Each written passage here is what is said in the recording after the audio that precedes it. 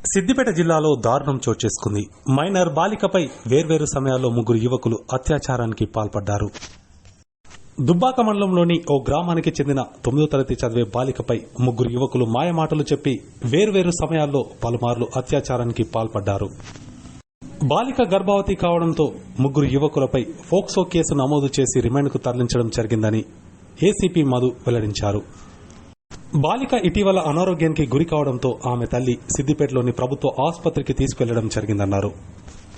ఆసుపత్రిలో బాలికను పరీక్షించిన వైద్యులు ఆమె గర్భవతిని తేల్చారు. వెంటనే వైద్యులు సిద్దిపేట భరోసా కేంద్రానికి సమాచారం ఇవ్వడంతో భరోసా కేంద్రానికి చెందిన అధికారులు గర్భవతి అయిన బాలిక నుంచి పూర్తి వివరాలు సేకరించారు.